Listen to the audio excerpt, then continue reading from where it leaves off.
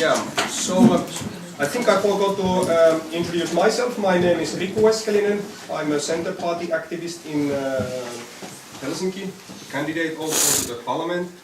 Has been very active in the European Liberal Youth and and the World Liberal Youth in Italy and Limek, together with Xenia and some activists here on the front line. We wanted to organize this event about Ukraine and Russia. Also, we have been a lot with Dennis discussing often about these things, and with Xenia and with Mr. Vessarian Kukushvili, and we thought that it's a good possibility to use this for discussing about the problems there. We have here today Vessarian Kukushvili, who is ex-Prime Minister of Georgia, and also you were also a member of the Minister Cabinet of Chechnya,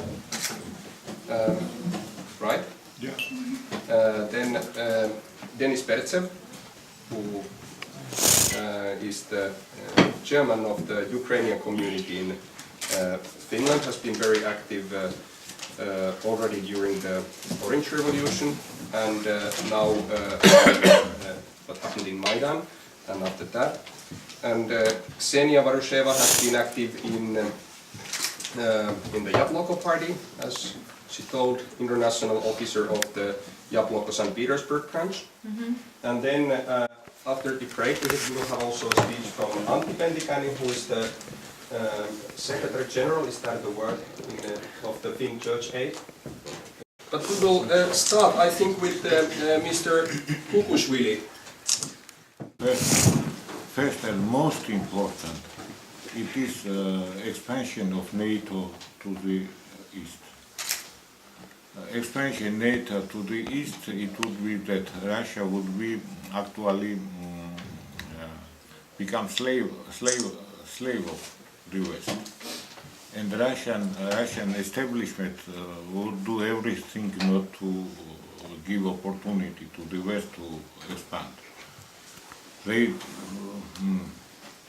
no, we can say that they even can use nuclear power.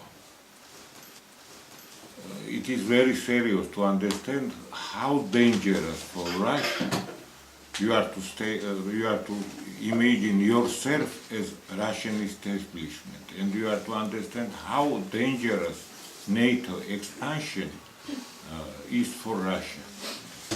Second respect is that every such a coup which happened in Ukraine, actually this Maidan events, it was coup. It was state. It was a rebellion against state, and state becomes weak. After this rebellion, state becomes weak. State structures are destroyed actually. And in such a situation, it is very easy for foreign hands to put into the state. And third respect, we can't hear. It is question for you. You are to reply. Why we can't hear terms ethnic conflict in Ukraine? You know there was ethnic conflict in Georgia, Azerbaijan, etc., all over the world. But in Ukraine, nobody says ethnic conflict. And nobody says about civil war. But actually, 8 million Russians are living in Ukraine. And actually, this war which is there, it is war between Russians and Ukrainians, ethnic Russians and ethnic Ukrainians. So this is ethnic war. Who are fighting between each other? No, okay, there is Russian invasion, etc., but most of people, one side and another side, they are citizens of Ukraine. They have Ukrainian passport in their pockets. So, citizens of one state are fighting each other. And it is classical civil war. So what we have in Ukraine, it is civil and war and ethnic conflict. You all knew very well that in Georgia was a very ethnic conflict, Azerbaijan, even in Yugoslavia, everybody was speaking about ethnic conflict. Nobody speaks about ethnic conflict in Ukraine.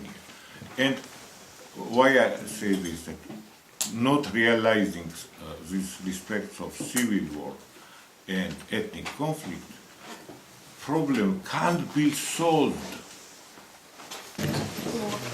There's one seat here also.